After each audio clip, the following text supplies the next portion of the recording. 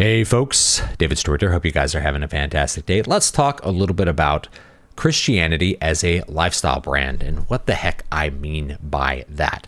So the best example of this would be a Berean Christian bookstore. If you've ever been in one of those, you go inside, there's a lot more than Bibles. There's Bibles, but then there's books, Christian books published by Christian publishers intended to be bought by Christians. And then there's Christian music, either contemporary Christian music, CCM, or it's like Christian versions of punk. It's like MXPX or Petra, like Christian rock stuff. Christian versions of secular styles that are made for Christians to buy. And then there's decorations for Christians to buy and put on their shelves. And all of this is directed towards an identity, a marketing identity called Christian. And that for the people who identify as that, in order to fulfill that identity, they have to buy Christian stuff. That's what the marketers want them to do. If you're a Christian, you buy Christian books. If you're a Christian, you buy Christian music, so on and so forth.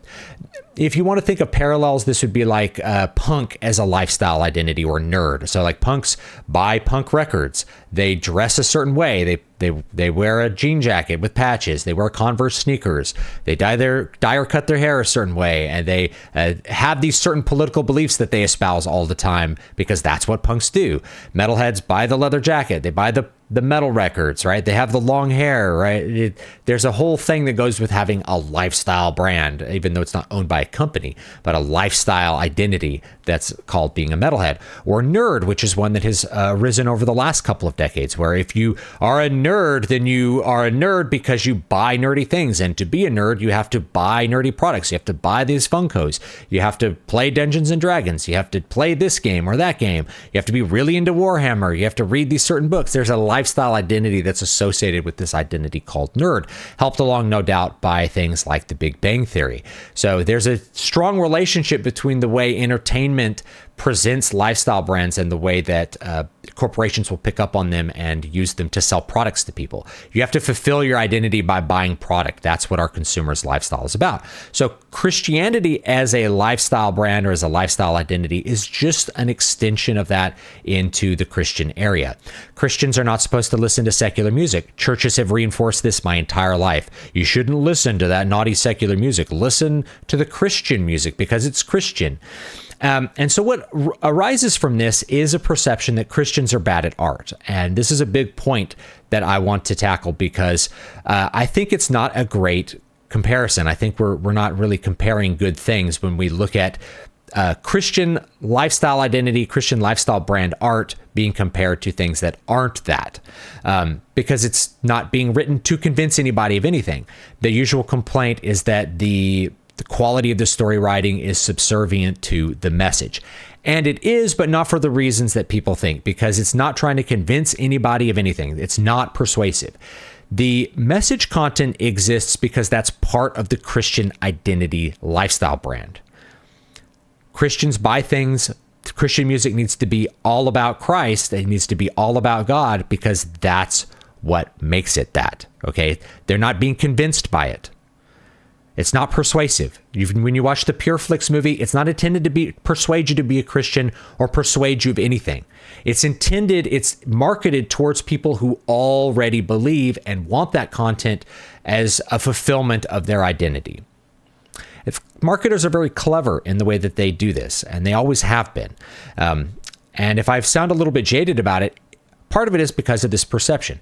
It would actually be, especially historically, kind of insane to say that Christians are bad at art. You can go to a cathedral. Inside and outside, you're going to see some of the best art ever made by human hands throughout history. It's made by Christians and for Christians, right? Kind of. And this is another point I want to make is that when you go to a cathedral and you see like a beautiful altar, you hear beautiful music by, Guillaume Dufay or Jacobus Obrecht, and it's just wonderful. It's made for the glory of God. Old composers back in the Middle Ages didn't even sign their names to things. It wasn't about them.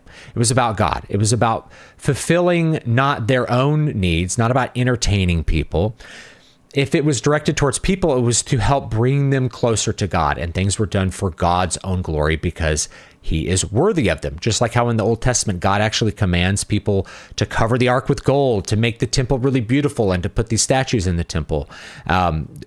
those things are directed. What artisan is going to make it? It's going to be beautiful for the sake of being beautiful, for God's sake, really, not as a form of worship, not to please people, not to please the human eye, but for God's glory. And that's a completely different motivation than what you get with most modern Christian products. Modern Christian products are fundamentally about marketing. They're about selling a thing to a target demographic. They're about selling a product to a target listener, a target reader. Just like how a romance author will make a romance story that's designed to appeal to a specific kind of romance reader, a romance reader that maybe is interested in werewolves or something. It's no different from that. It's a marketing focused thing. And so if I sound jaded about it, it's because I'm aware that it's just very commercial. It's commercial art. It's not art that's designed to be great.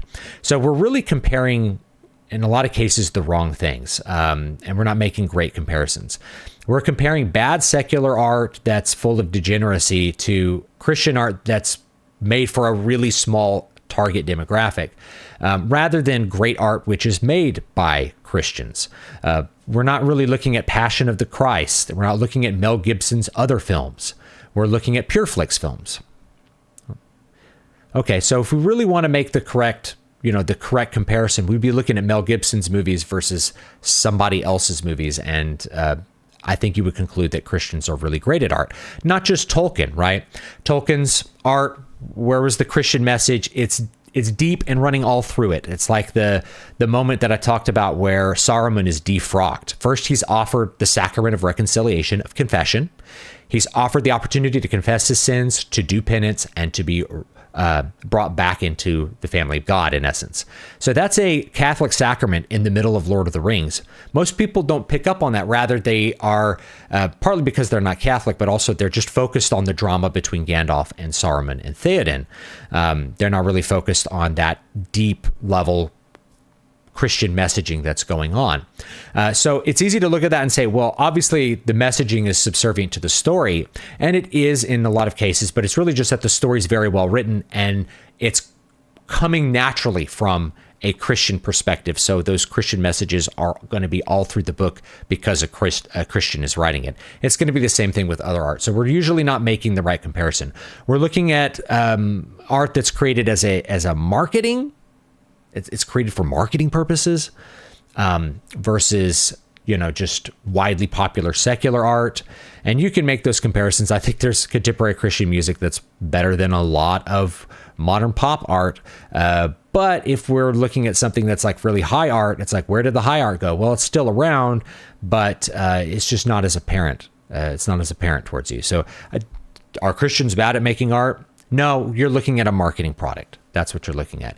And so if you feel kind of icky about CCM music, or you feel like it's kind of cringy to see the decorations at the Christian bookstore, the LDS bookstore, that I don't want to just say it's not just evangelicals that pick up on this. There's other areas as well.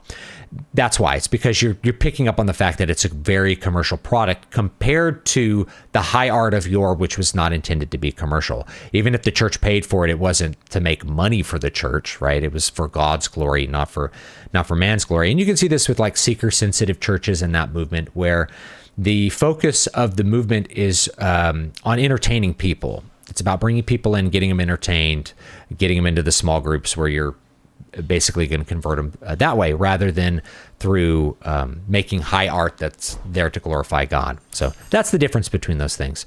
Anyway, leave me your thoughts down below. Let me know what you think. I'd be happy to know any kind of opinions on that. And I'll see you all next time. The Christmas anthology is still available through the end of January. So if you're watching this in January 2025, you can still buy this for a little while, and then it's going away forever. So anyway, let me know what you think, and I'll check you all next time. Have a great one.